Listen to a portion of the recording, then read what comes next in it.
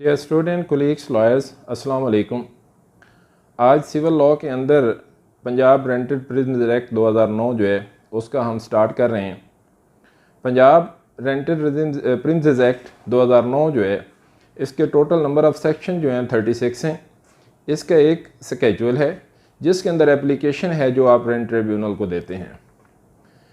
इससे पहले जो लॉ इनेक्टेड था West Pakistan urban rent restriction ordinance 1959 जो कि 2009 का जो एक्ट है इसने उसको रिपील किया, और साथ ही the Punjab urban rent restriction ordinance जो है 2007 का वो भी पंजाब रेंटेड प्रिजन्स एक्ट 2009 जो है इसने उसको रिपील कर दिया।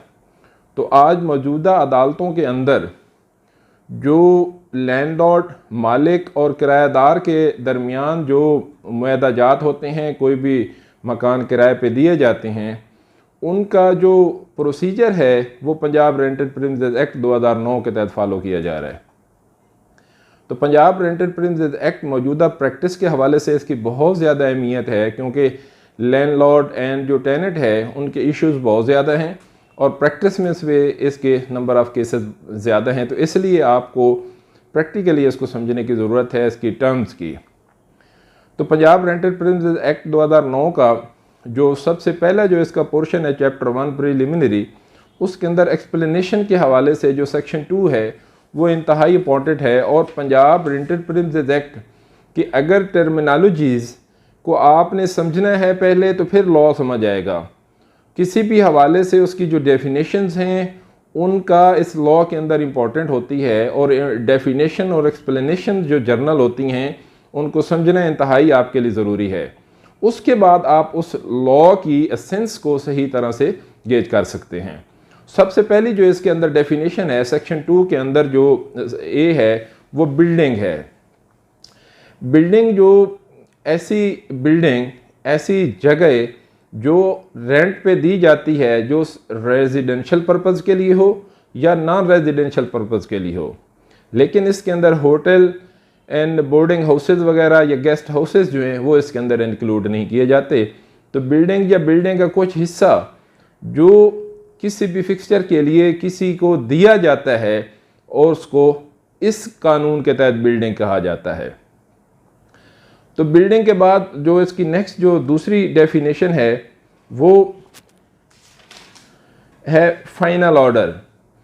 फाइनल ऑर्डर से मुराद ये है कि वो ऑर्डर जो रेंट ट्रिब्यूनल पास करता है और अपना फैसला देता है, चाहे वो पगड़ी के बारे में डिसीजन हो, चाहे वो एडजस्टमेंट ऑफ एडवांस या रेंट के मुतल्लिक कोई फ़ैसला हो, या कोई भी सिक्योरिटी या अदरवाइज़ कोई भी फ़ैसला हो, तो रेंट ट्रिब्यूनल का जो भी फ़ैसला होगा वो जो कंपनसेशन के हवाले से हो, कास्ट के हवाले से हो, तो वो फैसला जो है वो फाइनल ऑर्डर कंसीडर होगा पंजाब रेंटेड प्रिजन्स एक्ट 2009 के सेंस के अंदर।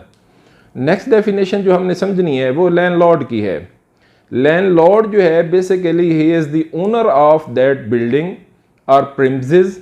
जो person actually he is entitled to receive the rent of the premises of that premises और any other person who is authorized by the landlord to collect the rent of that premises।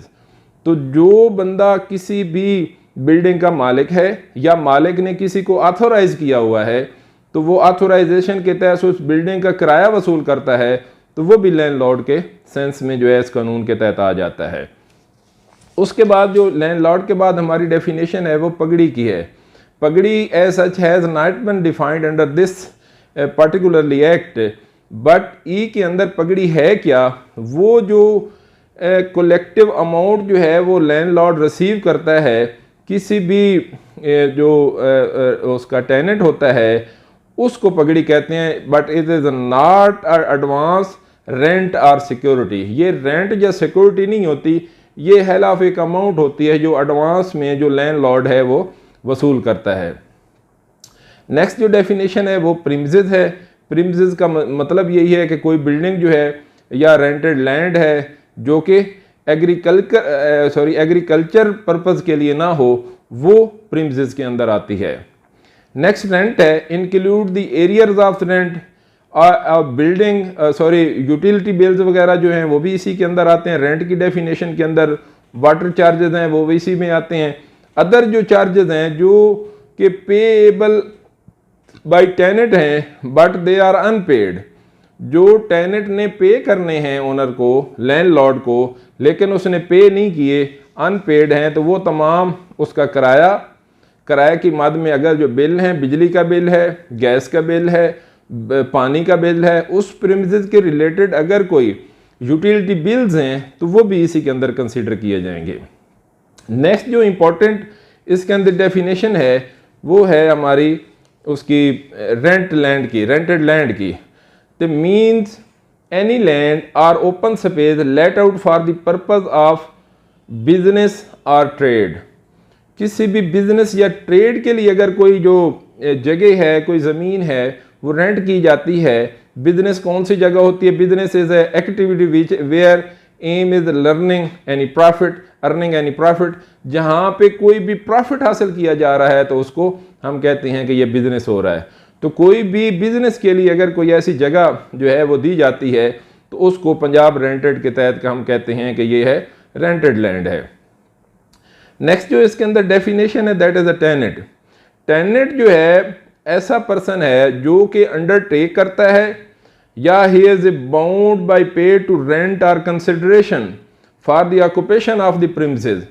उस ज़मीन को occupy, उस मकान को या उस residential area को ऑक्यूपाई करने में जितना अरसा वो वहाँ पे रहता है, उस अरसे के रहने के लिए वो कोई भी ऐसा पैसा जो है, कंसिडरेशन जो है, अमाउंट जो है, रेंट जो है वो लैंडलॉर्ड को अगर देता है तो वो टेनेंट के ज़ुमरे में आता है।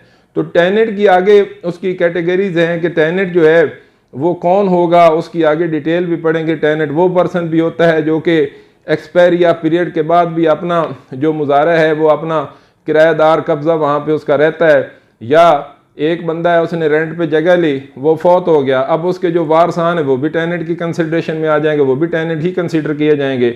तो ये तमाम टेनेंट्स लोग हैं जो कि उस प्रीमिसेस को ऑक्यूपाई करते हैं और फिर उसके बिहाफ के ऊपर कोई रेंट या कोई अमाउंट जो है वो मालिक को वापस पे करते हैं।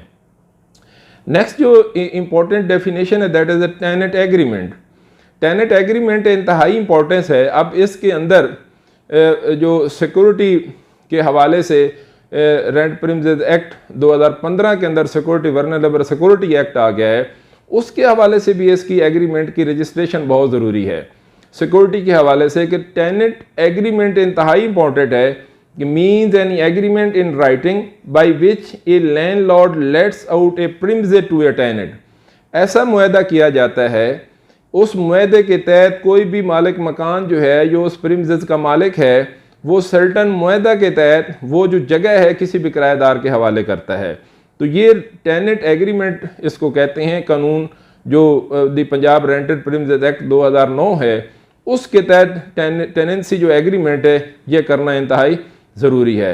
तो ये जर्नल टर्म्स जो हैं इस एक्ट को पढ़ने से पहले ये इंतहाई इम्पोर्टेंट हैं, जिसके अंदर उसका टेनेंट का पता होना चाहिए, मतलब क्या है कि किराएदार होता है, दूसरा उसका लैंडलॉर्ड होता है जो उसका मालिक है, उसके बाद उसका रेंट है जो अमाउंट उसको पे करनी है हर माह के बाद, एक जो किराया हम उसके ज़बान में कहते हैं वो किराया जो पे किया जाता है वो इसके तहत है, और उसके बाद उसका जो मुआहदा है टेनेंसी का agreement between the landlord and the tenant, मालिक और किराएदार के दरमियान।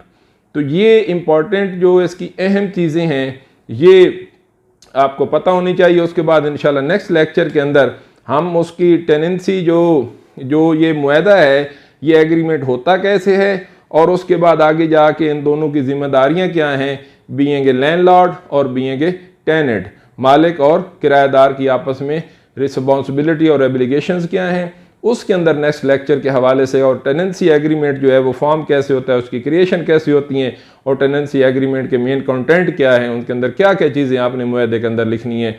तो नेक्स्ट लेक्चर के अंदर इंशाल्लाह ये इसको कंटिन्यू करेंगे। इसके लिए इतना ही आपसे मैं इजाज़त चाहता हूँ। अल्लाह हाफिज़।